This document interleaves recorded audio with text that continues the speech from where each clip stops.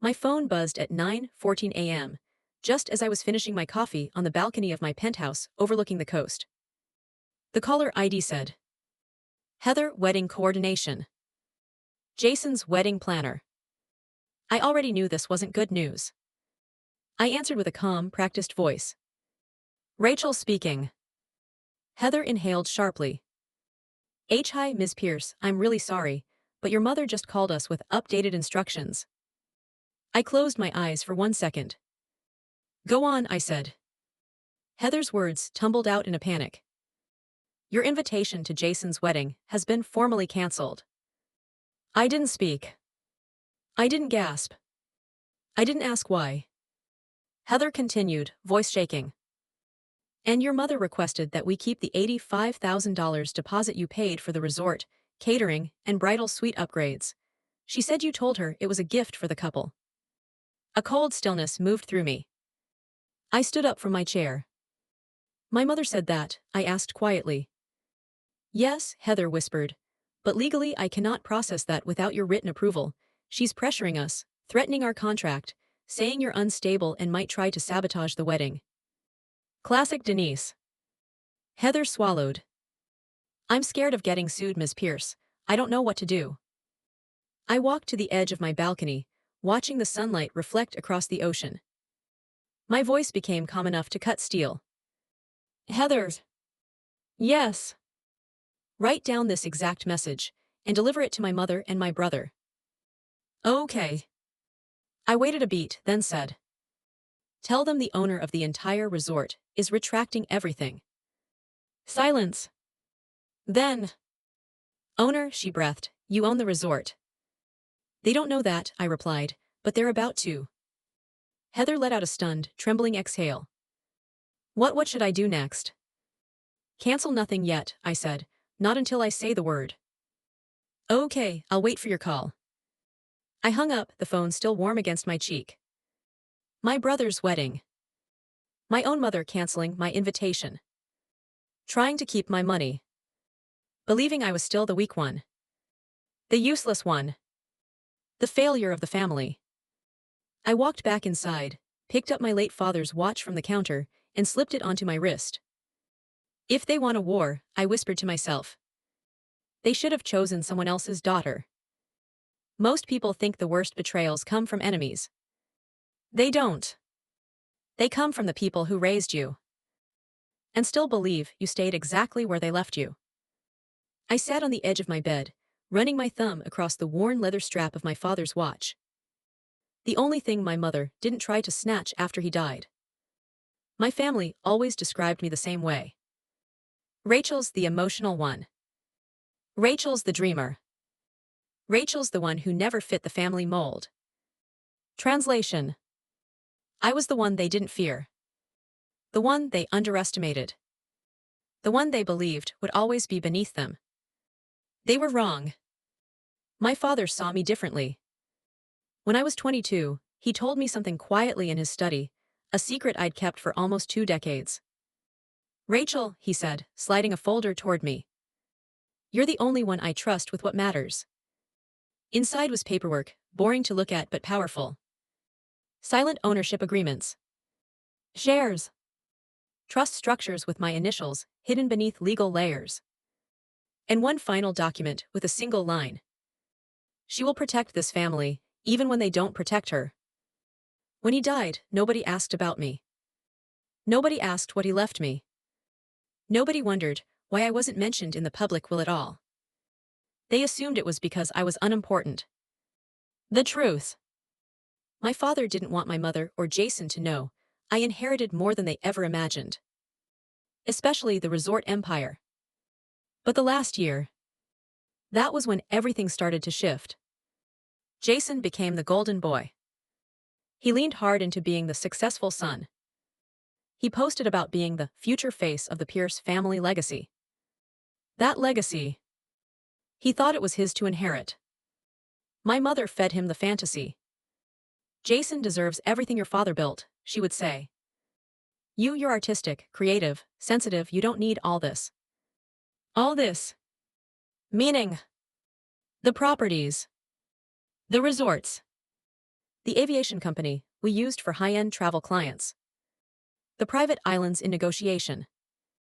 They all assumed they were already his.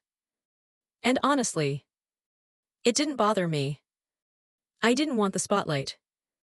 I didn't want to be paraded at fundraisers like Jason. I was perfectly happy being invisible. Until they erased me entirely. The fiancé. It started with small, sharp things. Jason's fiancée, Madison, said things like, "Rachel, are you sure you can make it to the wedding? I know your schedule is unpredictable." Or, "Maybe sit in the back row, the dress code is strict." Then, "Your deposit really helped us upgrade the reception. You know Jason doesn't have your kind of finances."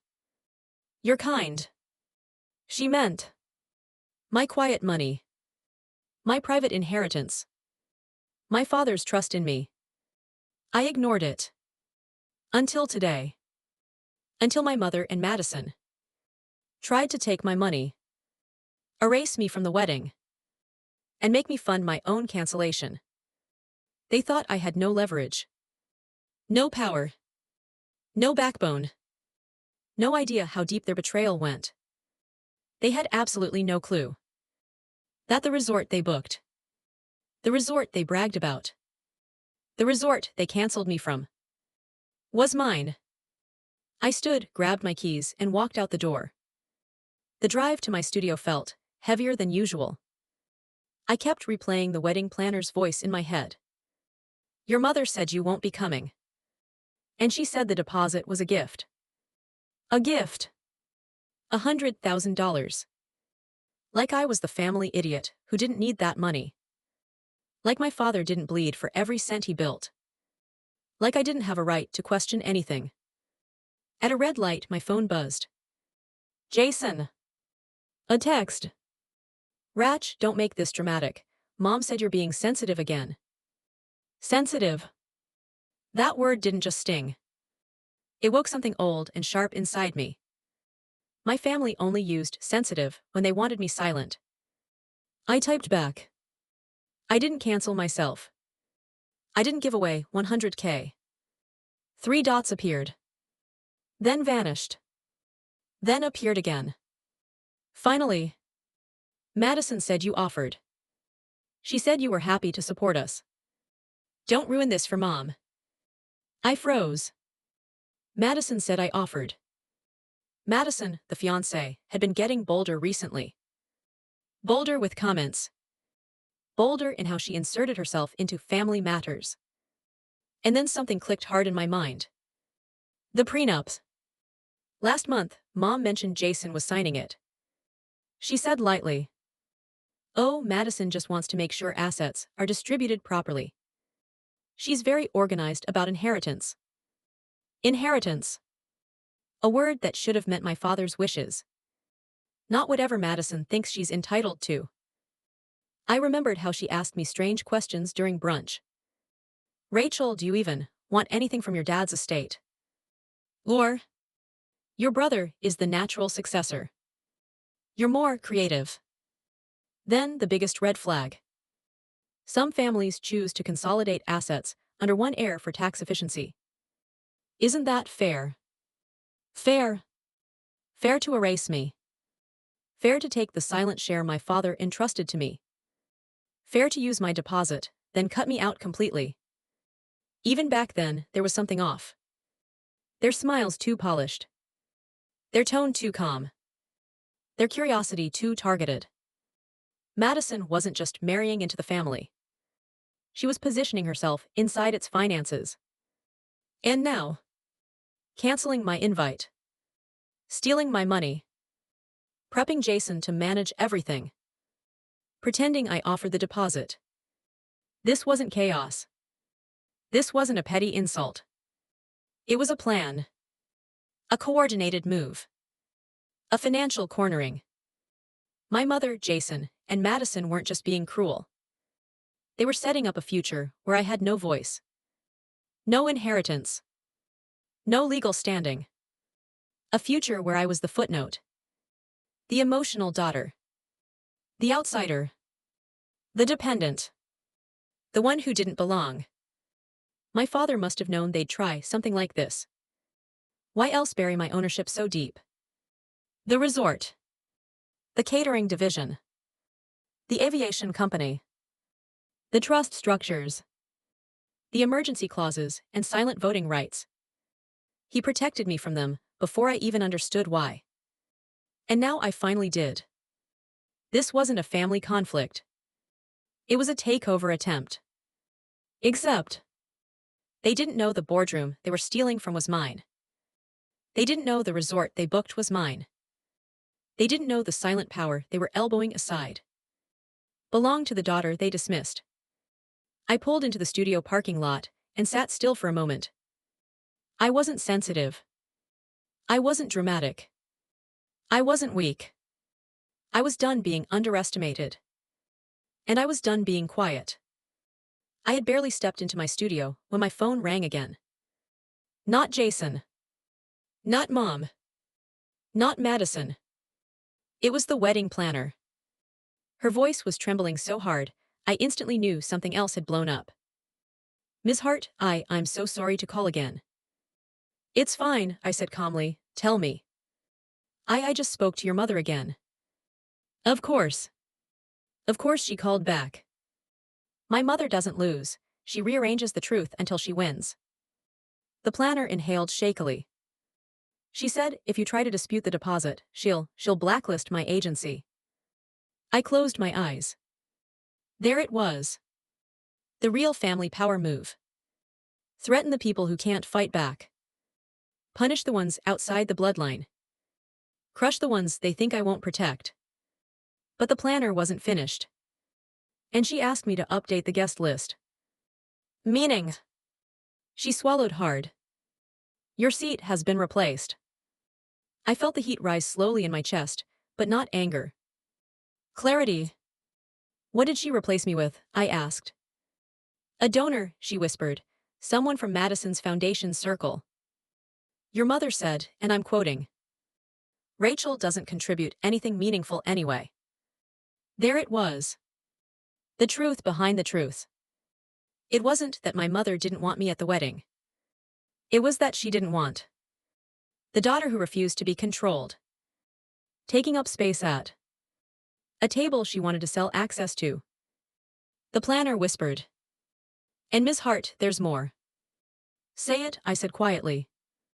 Your mother told me to change the billing contact for the event to Jason and Madison. My breath stilled. That's impossible, I said. The contract is in my name. I know, she said quickly. But she insisted. She said you were sentimental and wouldn't mind letting your brother handle the rest. Handle the rest. Meaning? Transfer the invoices. Transfer the authority. Transfer the access. Transfer the narrative. I already knew what this was. A 3-part plan.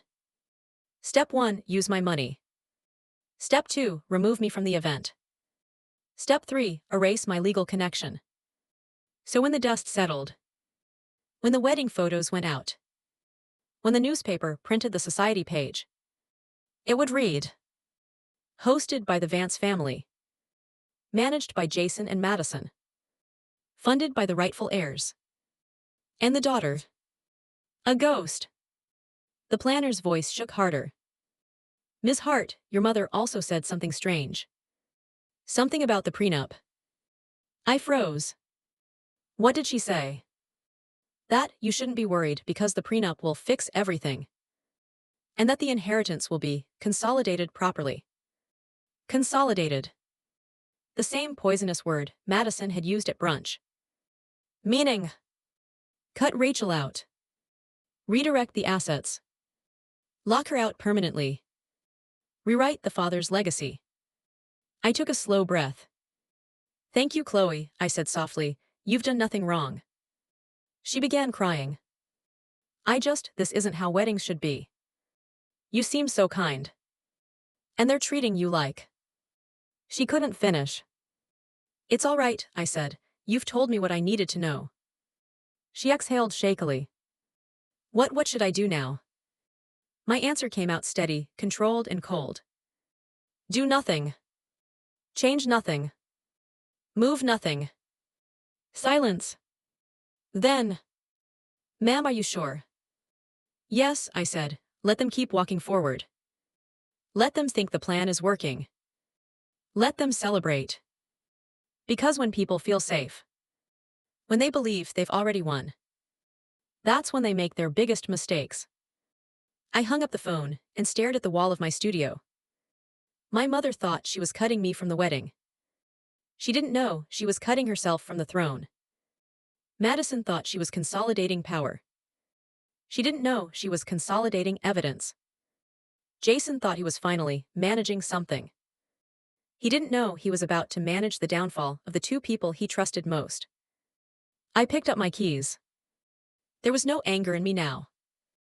No shaking. No fear. Just a strange, calm certainty. It was time to visit the one place my family didn't know I owned. The drive to my studio in the hills was only 20 minutes. But the drive to my real destination, 5 minutes down the mountain, behind a set of unmarked iron gates, past a security booth that recognized my car instantly, and through a forest path carved deliberately away from public eyes, sat Silverwood Estate Resort, a 5-star luxury property valued at $180 million.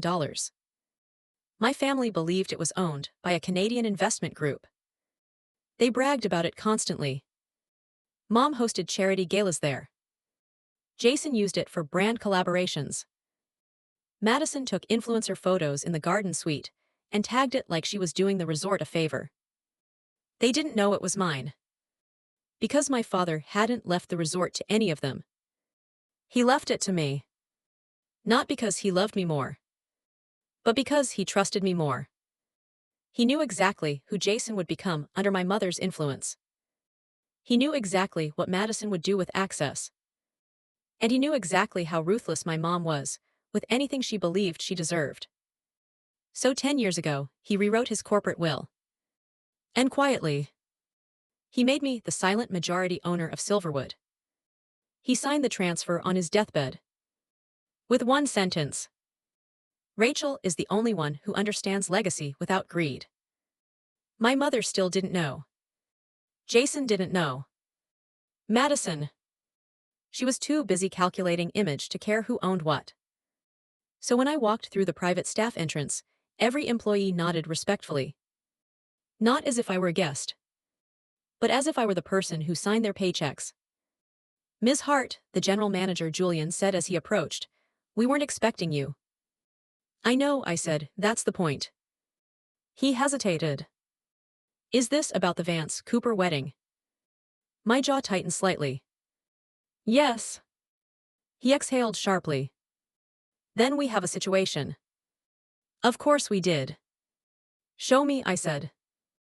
He led me through the main corridor, past marble floors and crystal chandeliers, into his office. He stopped beside his computer. "There's been activity on the master account," he said carefully. "Someone tried to request internal control of the billing files." "Who?" I asked. He pulled up the screenshot. I didn't blink. It was exactly who I expected. Madison. She had submitted a request, using a flimsy excuse. "Rachel has delegated all authority to me for family events." Then she added a signature. My signature.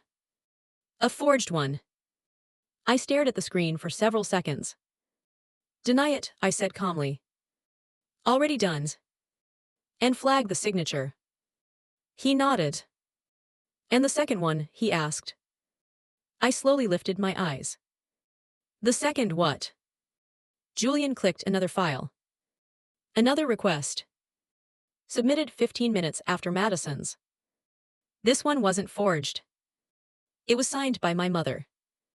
Requesting ownership verification, internal transfer authorization, access to resort estate accounts, authority to assign the wedding billing to Jason. Julian looked at me carefully. "Ms. Hart, your mother wrote something at the bottom." He zoomed in. There was a note scribbled in her rushed handwriting. "Rachel is incapable of managing finances. Please remove her access to prevent further embarrassment." Proceed with consolidating the family assets. There it was again. Consolidating. That poisonous, familiar, rehearsed word. I took a deep breath. No shaking. No panic. Just a cold, numb certainty. Julian, I said quietly, do not respond, do not deny, do not approve. He frowned. You want me to freeze their request? No, I said, I want you to bury it. Bury it. Yes, hide it from the system, let them think it's being processed. Understanding spread across his face. You want them confident, unprepared. I want them careless, I corrected. He nodded. And the brother, he asked. He called this morning demanding the presidential suite for his in-laws. I almost laughed. They didn't know the suite belonged exclusively to me. Give it to them, I said. Julian blinked. Are you sure? Yes. Why? Because people reveal who they really are when they think they're winning. He swallowed and nodded. I'll arrange it. I turned to leave but stopped. Julian. Yes, Ms. Hart. I need access to the surveillance room. His eyes widened, but he didn't question it. He just unlocked the restricted door. Inside, dozens of monitors displayed the entire resort. The gardens. The ballrooms. The suites. The private lounges. And one small screen showing the wedding prep area, where Jason and Madison's florist team was setting up. I stared at it. My brother was laughing, mocking someone. Madison was on her phone. Mom was directing staff like she owned the place. I watched them for a long moment. Julian finally asked quietly. What are you planning, Ms. Hart? I kept my eyes on the screens. Something my father taught me, I said softly. What's that? My voice came out calm, steady, final. Never correct a liar. Let them talk long enough. And they'll expose themselves. When I got back to my car, I wasn't ready to leave. I sat there, hands on the steering wheel, watching guests stroll past the resort fountains, people who believed Silverwood Estate was owned by some Canadian investors. Even my mother bragged about it. Oh, the Canadian group adores our family, she'd tell her friends. They give us special privileges. Special privileges. For a woman who didn't pay a single bill in 10 years. I started the engine. And I was halfway up the forest road when my phone buzzed. Mom! I almost ignored it, but I answered. Rachel, she snapped immediately. I just got off the phone with the wedding planner. She said the resort's billing team still has you listed as the controlling contact. Because I am, I said calmly. No, she shot back. Not anymore, I told them you're stepping aside. I didn't respond. She kept going. You're too emotional right now, and Madison is much more competent with these things. She'll handle all resort matters from now on. A beat. And we'll handle the finances your father left. I tightened my grip on the wheel. There it was again. Wait. Always we. Never you, never the daughter who built a life outside their curated image. Mother, I said quietly, you cannot force me out of Silverwood. Rachel, she replied, in that fake sweet voice she used to manipulate naive donors. You must understand, you're not stable enough for responsibility. Your art, your little financial issues.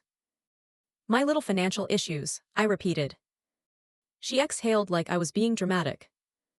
You have struggled, Rachel, emotionally, artistically, professionally. Madison said it's cruel to keep relying on you. There it was. They wanted justification. A narrative. A reason to steal what wasn't theirs. Mason will be handling the family trusts, she continued. And Madison will handle Silverwood paperwork. It's what real families do. We support each other. We consolidate. The word again. Consolidate. I'm not agreeing to anything, I said. You don't have to, she replied breezily. It's already happening. The wedding week is about unity. We aren't letting you ruin it. She hung up. No goodbye. No pause. Just a dismissal. My hands were trembling, not from fear, not from sadness. From clarity. Because 20 minutes later, when I reached my studio, I found something waiting at my door. A small silver envelope. No address. No sender. Just my name. Rachel Hart. I opened it. Inside was a printed screenshot of an email. From Madison. Sent to her attorney. Subject line. Prenup, ensure Rachel has no claim to father's estate. The body. Her share of the trust must be redirected after wedding. Use emotional instability as grounds. Mother agrees. Rachel cannot have access to the resort, trust, or house. She needs to be cut out completely. Once the consolidation is complete, Jason and I will move forward with restructuring the Hart assets. Rachel is the only obstacle. My breath stopped for a full second. Because attached to the email was something worse. A scanned page from a draft legal document. A clause. A horrible, disgusting clause. Rachel Hart is deemed emotionally unfit to manage inherited property or financial assets. Signed by my mother's, Madison's lawyer.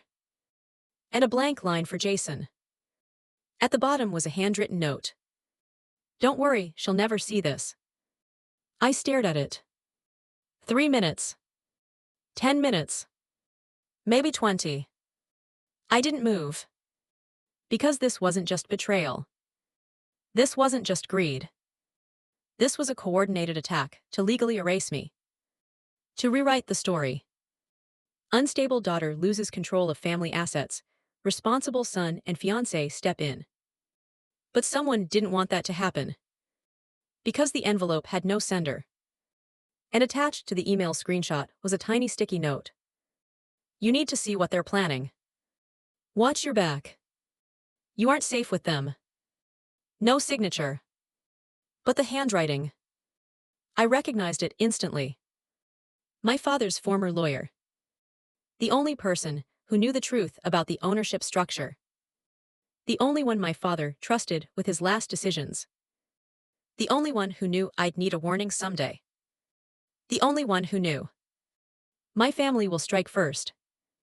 Unless I strike better. I folded the papers, slid them into my bag, and walked into my studio. This time when I closed the door, I didn't feel overwhelmed. Or scared. Or hurt. I felt something else. Quiet. Still. Dangerous. My father once told me. People will show you who they are when they think they own the room. Tonight they'd prove him right. Tomorrow I'd prove him prouder. I barely slept that night. Not because I was scared. But because every piece of their plan finally made sense.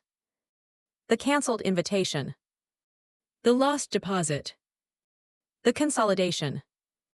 The orchestrated gossip about my instability. It wasn't chaos. It was an accident. It was a strategy. My mother, Jason, and Madison weren't just excluding me from a wedding. They were staging a legal takeover. I sat at my drafting table around 4 a.m., the email screenshots spread in front of me like evidence in a murder case. Because that's what this was.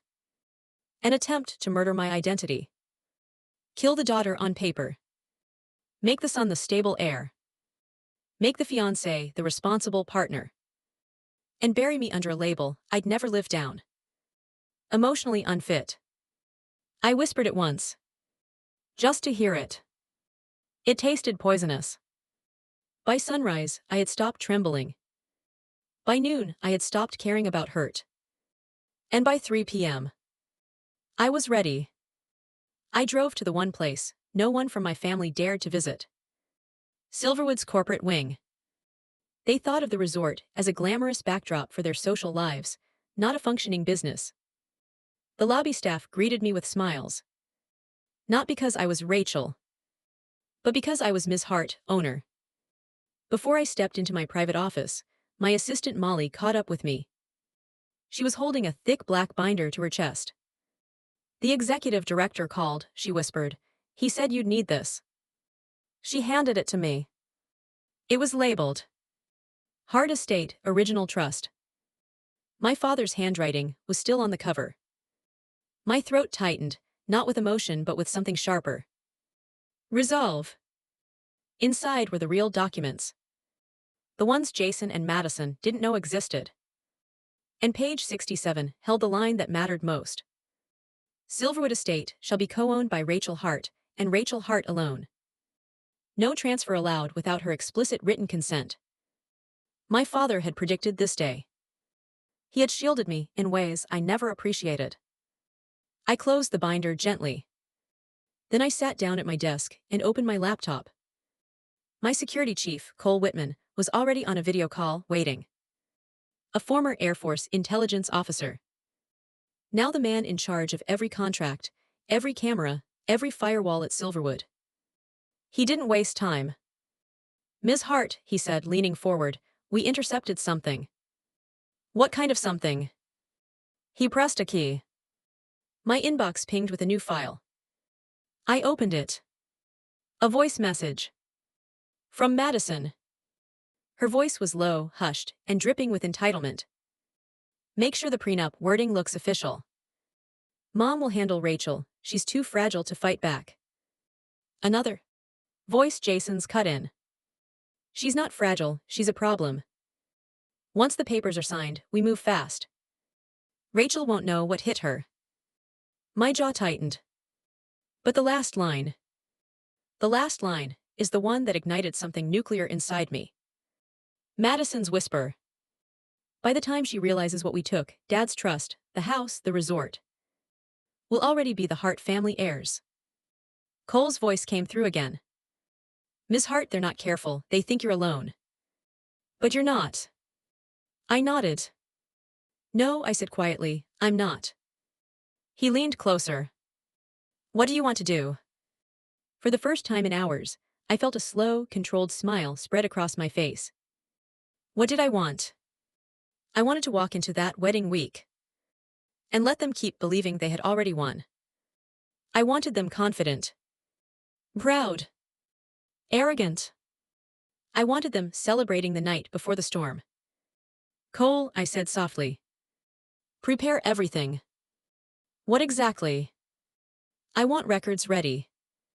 Video, audio, financial trails, ownership files." He nodded. "And one more thing," I added. His eyebrow lifted. "I want the event team to give Madison everything she wants. The flowers, the ice sculptures, the procession, the menu upgrades, the fireworks." Cole blinked. "All of it." "Yes," I said, leaning forward. "Make the wedding perfect. Any limit on the budget?" I shook my head. "None." He exhaled in surprise. "That'll cost a fortune." I closed my father's binder. "It's an investment." There was a beat of silence. Then Cole smiled. "Understood." When the call ended, I reached into my bag and pulled out the silver envelope again. That unidentified note.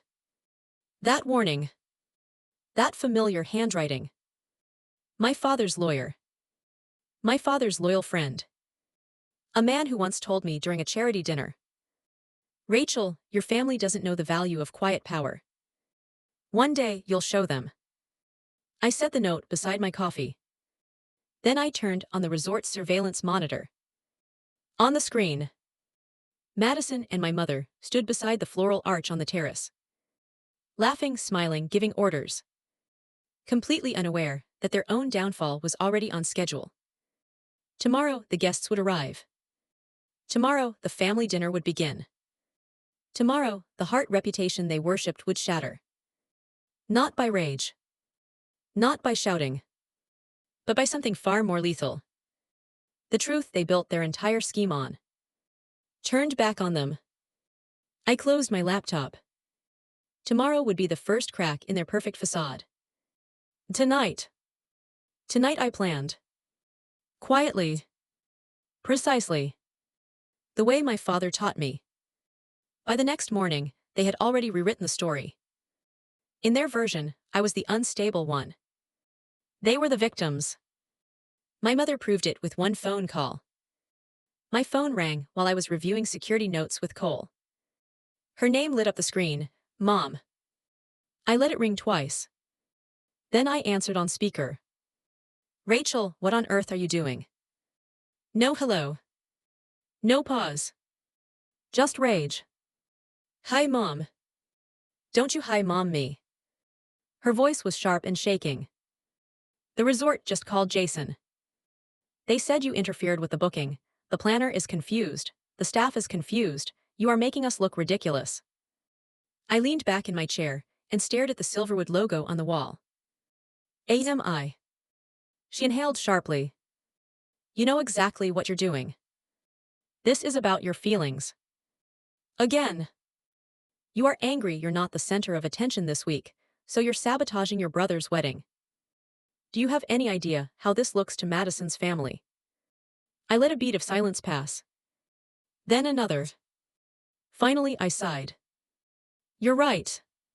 She went quiet. What? You're right, I repeated, letting my voice sound tired. This has gotten out of control. It's not good for the family. It's not good for Dad's name. It's not good for the resort. Another pause. Then I heard it. That tiny shift in her tone. The sound of someone smelling victory. Well, she said, slightly softer, I'm glad you finally see reason. I swallowed back the laugh. I see something, I said. Mom, we can't have this play out in front of guests. We look messy. Wait. She liked that. Exactly, she rushed, finally pulling out of attack mode. We need to present a united front. This fighting, it only proves to people what I've been afraid of. What you've been telling them, you mean? I smiled at Cole across the desk. He knew I was acting. He watched, expression steady, as I walked into the part they had written for me. Let's fix it, I said. Can you and Jason come to the resort tonight? Madison too, early, before the rehearsal dinner. She hesitated. To what? Talk, I said privately. No shouting, no guests, just us. I'll make sure the terrace room is set. We can work this out as a family. The word family landed, exactly where I wanted it. After a long pause, she exhaled. 7 o'clock, she said, we'll be there. She hung up without saying goodbye. I stared at my phone for a moment. Then I looked at Cole. They're coming, I said. He nodded once. I'll have everything ready. I spent the afternoon doing something thaw. Tea would have looked insane from the outside. I made their rehearsal dinner more beautiful. I approved the upgraded centerpiece designs Madison had demanded. More white orchids. More candles. I signed off on the live string quartet. I authorized the champagne brand she wanted, because Madison's friends will recognize it. I had housekeeping move my mother and Jason into our best ocean view suites for the week. The staff thought I was spoiling them. I was. I was giving them their last perfect memory before I pulled the curtain back. Around 4, my phone buzzed with a different name. Evelyn Shaw. My father's lawyer. And the man behind the silver envelope. I answered immediately. Ms. Hart, he said, his voice low and warm. I take it you've seen the unofficial paperwork they've been preparing. I have, I said, it's creative. He gave a short, humorless laugh. That's one word. I opened the binder on my desk and flipped back to page 67. Why didn't you tell me years ago, I asked quietly, about the way Dad structured everything? Because, he said, you weren't ready to believe yet what your family is capable of when they feel cornered. I let that sit. Then exhaled slowly. Will you be at the resort tonight? I was hoping you'd ask, he replied. I'll bring the originals, the real trust, the ownership agreements, the signatures, your father's letters. I paused. Letters. Evelyn hummed. Your father wrote you something before he died, Rachel. He asked me to hold it until the day your name was used against you. My throat tightened. It's that day, isn't it? He added gently. Yes, I said, it is. Then I'll see you at 7. After he hung up, I just sat there for a moment, staring at the blank wall. My father had seen this coming long before I did. He knew them. He knew me. He knew quiet daughters are treated like background until someone needs their assets.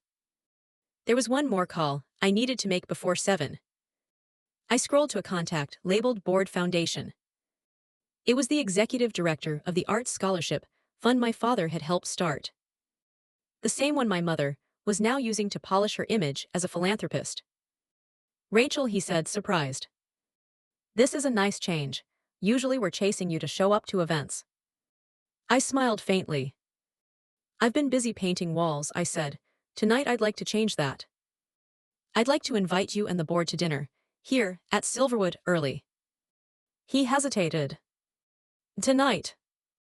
I know it's short notice, I said, but I want to talk about renewing our sponsorship at a much higher level, and I'd like witnesses when I say what I'm about to say. He went quiet. Then. We'll be there. The sun was just starting to drop when I walked into the private cliffside dining room. The staff had set it exactly how I requested. 3 places on one side of the long wooden table for my mother, my brother, and Madison. 3 chairs on the other side for the board. 1 seat at the head for me. Floor-to-ceiling glass looking out at the ocean. Soft lighting. Fresh flowers. It looked like a peace meeting. It was. At 6:30, the board members arrived first. 3 women and 2 men in their 50s and 60s, all dressed for the main rehearsal dinner later. They stepped into the room with polite smiles that couldn't quite hide their curiosity. Rachel, one of the women said, kissing my cheek, "This is quite a surprise." "I know," I said. "Thank you for coming on such short notice. I think tonight will clarify a lot." We spoke lightly for a few minutes. They asked about the resort. I asked about the students they were supporting. Outwardly, it sounded like any other donor conversation. Underneath, I could feel the tension building like pressure under glass. At 6:45, Evelyn arrived. He walked in carrying a slim leather portfolio, his silver hair neatly combed, his expression unreadable. He shook hands with the board members as if they were old friends. When his eyes met mine, something softened. He squeezed my shoulder gently. "You look like him tonight," he said quietly. "Terrifying," I answered. "Focused," he corrected. He took a seat along the side wall, not at the table. He didn't need a place in the center. His presence alone was enough. At exactly 7 o'clock, I heard my mother's voice in the hallway. "Rachel is finally doing the right thing," she was saying to someone. "I told you she just needed time to calm down." Madison's light laugh followed. "Of course she is. She's not insane. She knows if she ruins this wedding, she'll never recover socially." Then Jason. "Relax, babe. She'll hand over what we need, then go back to her murals. We just have to keep her from making a scene." Cole, standing by the door in a black suit, opened it for them. They stepped into the room like they owned it. My mother stopped short when she saw the board. Her face rearranged itself into a polished smile in under a second. "Oh," she said brightly, "I didn't realize we were hosting." "You're not," I said. I gestured to the seats. "Please sit." Madison walked to her chair like it was a throne. Jason followed, jaw tight, already irritated. My mother took her place in the middle, adjusting her bracelet as if this were another party she was controlling. The board sat opposite them, quiet, eyes sharp. Evelyn waited along the wall, hands folded over his portfolio. I took my seat at the head. For a moment, nobody spoke. "You wanted to talk," my mother finally said. Her tone was sugary, but her eyes were hard. "Yes," I said, "I did." I looked at the board. "Thank you all for coming. I know you've heard things." They shifted slightly. My mother jumped in. "Oh, please," she said quickly, giving them an embarrassed smile. "You know how families are, emotions, misunderstandings. My daughter has always been sensitive about these events." I didn't look at her. I kept my gaze on the people whose respect actually mattered. "Tonight," I said, "I'd like to clean up the story." Madison shifted, clearly bored. "Can we make this quick?" she said, glancing at her phone. "I still have to check on the seating chart, and Chloe is texting me about the vegan options." I turned to her. "Don't worry," I said. "After tonight, the seating chart will be the least of your concerns." Her eyebrows pulled together. What is that supposed to?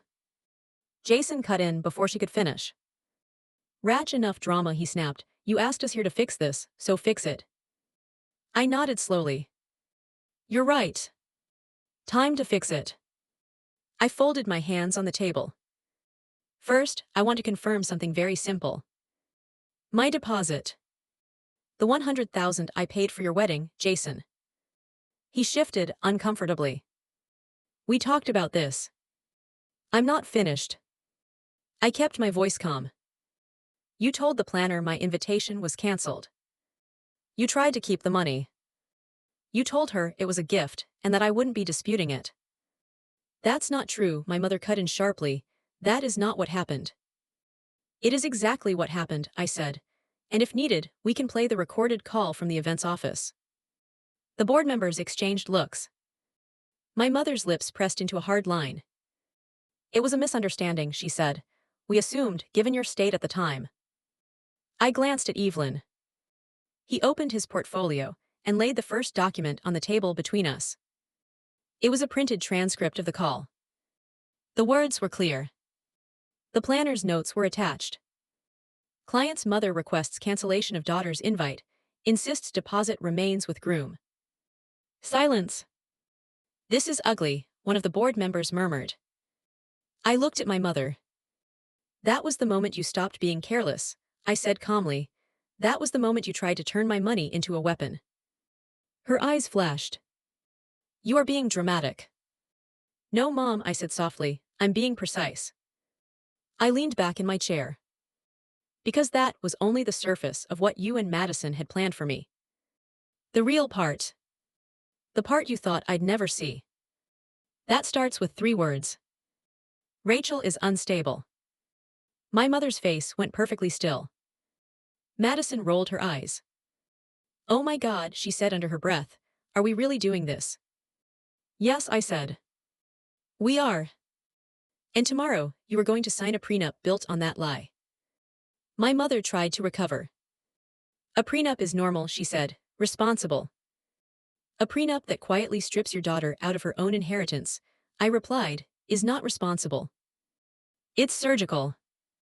It's theft with a nice cover page. I watched the board's faces. They were listening now. Really listening.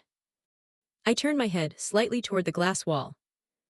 Outside, the rehearsal team was setting up lanterns over the lawn. The view was beautiful. Tomorrow, everyone would be out there drinking under twinkling lights, telling themselves they were part of a great love story. Tonight, we were in here, rewriting the truth. I looked back at my family. In 10 minutes, I said softly, you're going to understand exactly how little control you ever had over this place. The resort. The trust. The money you thought you were rearranging behind my back. In 10 minutes, I'm going to show you what Dad actually left you. And what he only left me. Madison laughed, harsh and disbelieving. You don't scare me, Rachel. You never have. I smiled. Good. I'm not trying to scare you. I'm trying to educate you. The board sat up straighter. Evelyn nodded once. Cole at the door tapped the small device in his ear. The room felt like it took one collective breath. I folded my hands again and met my mother's eyes. You wanted me to act like the weak one, I said. Tonight, I'm going to give you exactly what you asked for. The truth. The room didn't feel like a meeting anymore. It felt like a courtroom. My mother sat stiffly, her chin lifted as if she could posture her way through this. Jason bounced his knee under the table, eyes darting everywhere except toward me. Madison. She looked bored. As if none of this applied to her. That part always fascinated me. How confidently people can sit in a burning room when they're the ones who lit the match. I put both hands on the table. Let's start simple. Cole stepped forward, placing a second document in front of Madison. Not in front of my mother. Not in front of Jason. In front of Madison. Her brows pulled together. What is this? Read it, I said. She skimmed the first paragraph and froze. The board members leaned in. My mother tried to grab the paper. Madison jerked it away. Jason's voice cracked. What is it? I answered for her. It's the prenuptial amendment your lawyer drafted last week. The room sharpened. Amendment, my mother repeated, her voice thin. What amendment? Madison swallowed. Her face was no longer bored. It was bloodless. I continued. The one stating that upon marriage, Jason gains control over my father's remaining estate assets. But only if I'm declared mentally unfit to manage them. My mother's hand flew to her chest. Jason blinked rapidly. And Madison. She didn't even pretend to be shocked. That was her mistake. One of many. I kept my tone calm. Let me summarize. You needed two things to pull this off. One, put me in a position where my credibility was questioned publicly. Which explains the unstable artist narrative. Two, begin the legal process of having me evaluated. Which explains this. Evelyn stepped forward and placed the second document on the table. This time addressed to the board. A clinical recommendation form. Signed by a psychologist. A psychologist hired through a company that Madison's family uses for pre-wedding evaluations. The board members murmured in outrage. My mother didn't look outraged. She looked caught. Jason finally exploded. Madison, what did you do? Madison snapped her head toward him. Oh please, she said. Everyone knew Rachel wasn't handling the estate properly. We were protecting your future. Protecting. I laughed. A short, cold sound. My future, Jason said, voice rising. Or yours. Madison stiffened. Don't turn this on me. But her eyes were flicking everywhere now. She could feel the noose tightening. I leaned forward. Let's be clear. You weren't protecting Jason. You were protecting your access to Dad's money. And you were trying to use my own mother as leverage. My mother flinched. Don't drag me into, she started. You dragged yourself in, I said. You signed the support affidavit. Cole placed the next document gently in front of her. Her face drained of color. One of the board members spoke quietly. Denisa, this says you certified your daughter was showing increasingly irrational behavior. My mother tried to steady her voice. It was Madison's lawyer.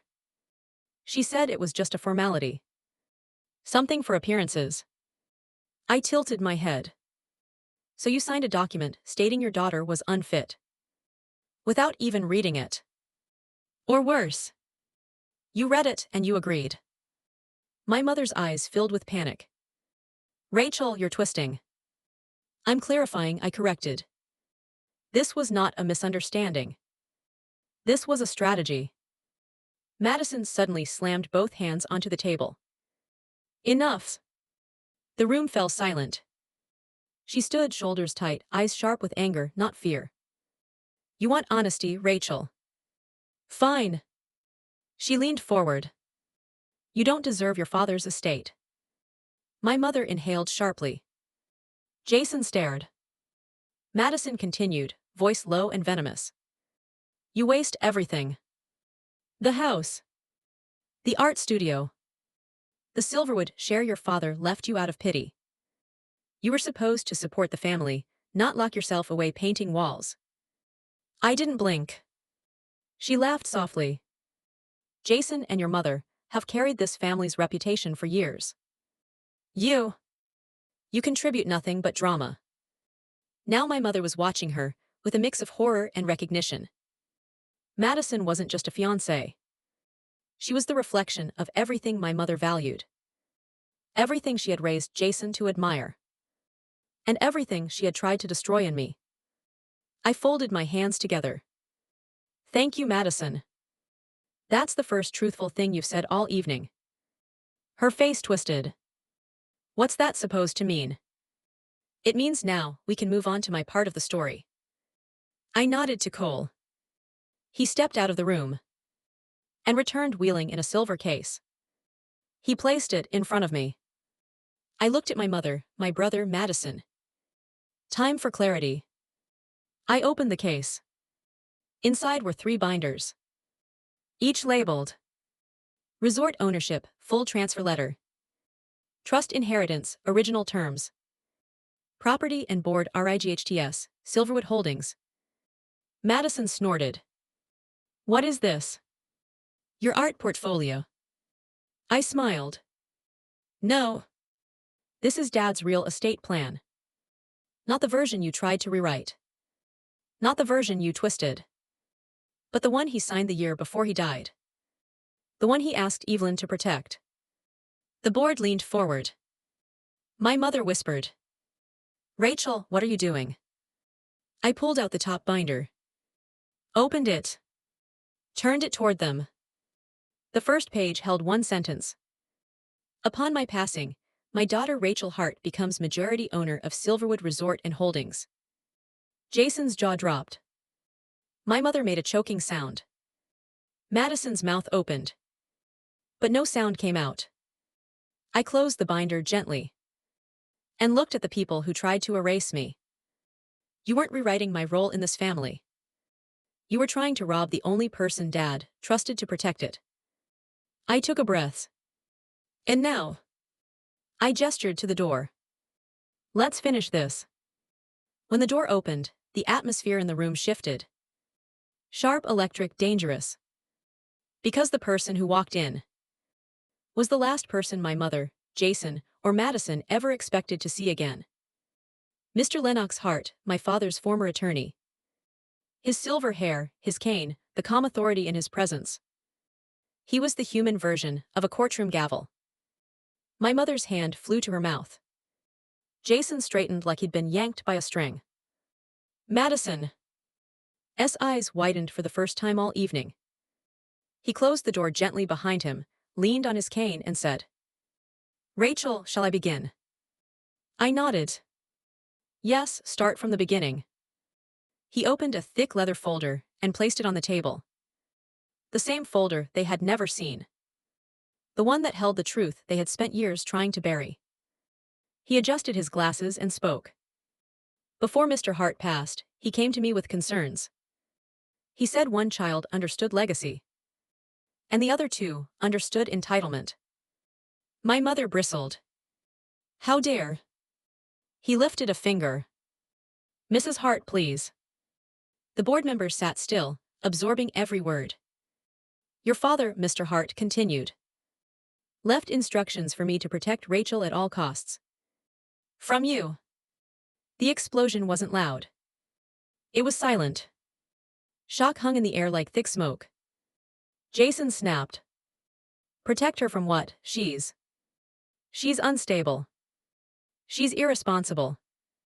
She's the legal owner of the entire Silverwood estate. Mr. Hart said, cutting him off cleanly. And your father feared you would try to take it from her. Jason's mouth closed. Madison went rigid. Mr. Lennox placed the second document on the table. Exhibit B. The Real Trust Amendment. He slid it toward the board. The same board Madison believed she had been manipulating through my mother. Section 12. The clause your father insisted I add personally. I watched the board read it. And then their faces changed. Looking back up at Madison and my mother with thinly veiled disgust.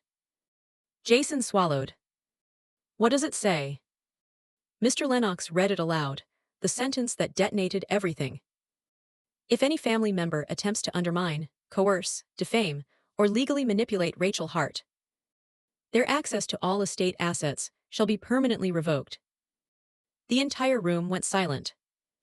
And then, the consequences hit them like a tidal wave. Jason whispered. Permanently revoked. My mother staggered backward. Madison looked as if someone had punched the air out of her lungs. Mr. Lennox cradled the folder in his hands. Your father knew exactly who Rachel was. And he knew exactly who you 3 were becoming. My mother's voice cracked. This is insane. You can't enforce this. I am his wife. Mr. Lennox responded coolly. And you signed your rights away voluntarily last week. He held up the document she had signed at my apartment. My mother's knees buckled. She didn't fall, but she grabbed the edge of a chair to stay standing. Jason looked at Madison with dawning betrayal. Madison looked at Jason with dawning fear. And I finally spoke. You three conspired to declare me unfit. To force me out of my own father's legacy. But Dad saw you coming years before this night. I leaned back in my chair. I waited. And then, I'd had enough. I reached forward and pressed the button on the remote in front of me. The wall screen flickered on. What appeared next wasn't the prenup. Wasn't the text threads. Wasn't the legal documents. It was a video. The hidden camera footage. From Madison's meeting with the estate lawyer she hired behind Jason's back.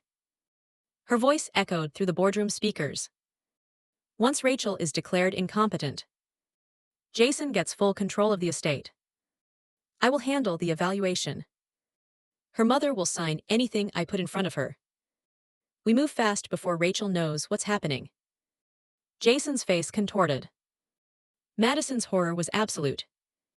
My mother's hand shook violently. I paused the video. The silence in the room was the kind that can break glass. Jason whispered. You were going to cut me out too. Madison's lips parted. Jason, wait. I was trying to. Jason shot to his feet. You were using me. The entire time. His voice cracked. You didn't love me. You loved Dad's estate. Madison stepped back like she'd been struck. No. Jason, He stepped away from her pull. My mother tried to intervene. Jason, she's your fiancé. We can fix this. We just need to. I interrupted. You can't fix anything. Mr. Lennox folded his hands. By law, Mrs. Hart, you no longer have any claim to the Hart estate. You signed it away. He turned to Jason. You also forfeited your trust, rights the moment you joined this conspiracy. Jason swayed. Madison realized, in that moment, that she had no lifeline left. The board chair finally spoke. Ms. Hart. I turned to him. Yes. He nodded once, solemn, decisive. The board upholds your father's clause. Effective immediately. Jason Hart, Denise Hart, and Madison Vance are stripped of all access to Silverwood and the Hart estate. No one spoke. No one even breathed. It was done. Completely. Legally. Permanently. Then the final blow came. Mr. Lennox opened the last folder. And read the final clause my father wrote. In his own handwriting. Rachel is my heir. Rachel understands value. Rachel is the only one who will protect what I've built. I looked at them. My mother trembling. Jason hollow. Madison stunned and pale. And I said the only thing left to say. This isn't revenge. This is the truth. You tried to take everything from me. But Dad made sure you never could. The Vance Morgan Resort's Grand Hall looked like a scene ripped straight from a luxury magazine. Crystal chandeliers, white roses spilling down from gold arches, a live quartet playing soft classical music. Everyone believed this night was a celebration. I knew it was the beginning of an execution. I arrived fashionably late, wearing a navy silk gown and the calmest expression I'd worn in years. My heels clicked against the marble floor, echoing far louder than the orchestra intended. My mother, Linda, spotted me first. Her smile froze mid-sentence. Rachel, she said, voice tight, you came. I promised I'd behave, I replied, picking up a champagne flute from a passing waiter. And I always keep my promises. Across the room, my brother Ethan looked relieved. His fiancée Ava not so much. She stiffened immediately, whispering something to her parents. This would be fun. Ethan tapped his glass. Everyone before dinner, Ava would like to say something. Of course she would. Ava stepped forward, glowing with fake sincerity. I just want to thank everyone for being here, she said sweetly. And especially Rachel, who has graciously helped make this celebration possible. Heads turned my way. She continued, voice dripping with sugary poison. I know wedding planning can create misunderstandings, but Rachel has been so generous. Truly, covering major costs, stepping up for the family, she's shown what real unity looks like. A few guests clapped. My mother dabbed her eyes dramatically. Ethan smiled proudly. Ava smirked. She had just painted me as the desperate sister buying affection. Perfect. Exactly where I needed her. I rose slowly, placing my champagne glass on the table with a soft clink. Thank you, Ava, I said. What a beautiful speech. She beamed, of course. I do want to clarify something, though. Her smile faltered. Good. I stepped toward the center of the room, the lights catching on my dress like armor. First, I said calmly, I didn't step up out of generosity. I stepped up because you and my mother canceled my invitation and kept the money I paid. A collective gasp rippled through the hall. Linda's jaw dropped. Ava went pale. I kept going. And second, I'm afraid you forgot something important, something everyone here deserves to know. I turned to the crowd. My father left behind more than old stories and a cracked family tree. He built a resort empire, and contrary to the rumors my family has spread. My eyes cut to my mother. I'm not a broke failure. I'm the woman who owns this entire resort, the catering company, and the jet company flying half of you in. Silence. Then chaos. Chairs scraped, someone dropped silverware, Ethan stared like he'd been punched. Ava looked at me like I had detonated the floor beneath her. Doubly what are you saying? She whispered. I'm saying, I replied, you tried to scam the wrong daughter. I raised a hand. 2 resort security officers entered the room, and behind them, my lawyer, holding a thick folder. The room froze. Inside this, I said, tapping the folder, is proof of your affair with your financial consultant, and the prenup scheme you and my mother designed to cut me out of my inheritance. Ava's face drained. Rachel, don't. I sliced through her words. You plotted to marry my brother, manipulate him, and shift our father's assets into a trust you controlled. Gasps. Ethan stumbled back, horror on his face. Rachel, is that true? He choked. Ava didn't get a chance to answer. My lawyer flipped open the folder. Projected documents lit up the massive back wall. Email screenshots. Bank records. Meeting logs. And the prenup draft bearing Ava's signature. The room erupted. Ava's parents jumped from their seats, shouting. Ethan was shaking. My mother was ghost white, her social empire collapsing in front of 200 witnesses. I stood calmly, hands clasped. Exactly where I wanted to be. I turned to Ethan. You deserved someone who loved you, not someone who calculated you. His first tear fell. I faced Ava next. You shouldn't have tried to erase me. Then I addressed the entire room. My father spent his life building this legacy. Tonight I reclaim it. I lifted my champagne glass. Did truth. And drank. The room stayed silent. Ava was escorted out. My mother collapsed into a chair. Ethan buried his face in his hands. And me. I stood tall. For the first time in years. Unshakable. The rehearsal dinner didn't end with music. It ended with sirens. Security escorted Ava out long before the police arrived, but she didn't get far. Her lover, the financial consultant, was found waiting in his car behind the resort. Both were arrested before midnight. The charges were serious. Attempted financial fraud. Conspiracy. PRs. Inup manipulation. Misuse of corporate documents. The kind of crimes you don't walk away from with a fine and an apology. My mother Linda tried to leave quietly, head down, shoulders shaking, but the room had eyes. People she'd bragged to for years now avoided her gaze. By morning, she was removed from 3 charity boards. The country club revoked her membership. Pastor Daniel issued a formal statement urging ethical reflection. Her social kingdom collapsed in less than 24 hours. And the best part, she had signed the estate agreement before the exposure. Meaning, she kept the mansion. She lost every financial privilege. She became financially responsible for the enormous lifestyle she built on lies. She got the house and the bill that came with it.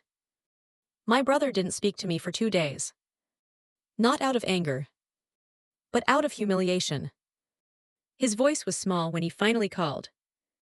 Rachel, why didn't you tell me? Why didn't you warn me? I closed my eyes. I tried, you believed everyone but me. He sniffed, I didn't know. You didn't want to know. Silence. I'm sorry, he whispered, for everything. I believed him. But forgiveness wasn't a switch. It was a long road. I won't cut you out, I said, but you need to rebuild your own life on your own terms. He agreed. For once in his life, he meant it. 3 days later, I walked into the Vance Morgan executive boardroom. The men and women who had doubted me in private now stood when I entered. Ms. Morgan, the chairman said, after recent events, we would like to offer you full public recognition as co-owner. I paused. Then smiled. No, not yet. Confusion crossed their faces. I don't need recognition, I said. I need control. After a tense silence, he nodded. You have it. My father had built the empire. I would elevate it. I visited my father's private office last. His leather chair. His old cigar box. His globe still frozen in the place he last touched it. I placed my hand on the desk, where he once taught me that loyalty mattered more than wealth. Dad, I kept your promise, I whispered. I protected us. For the first time in years, I felt light. Free. Whole. If you'd seen me a few months earlier, you'd never guess I'd be the woman who dismantled her own family's corruption. They underestimated me. Because I was quiet. Because I wasn't loud with my success. Because I didn't need trophies, or attention, or approval. But silence is not weakness. It's observation. Patience. Strategy. My mother tried to erase me. My brother tried to ignore me. Ava tried to replace me. But in the end, I kept the legacy.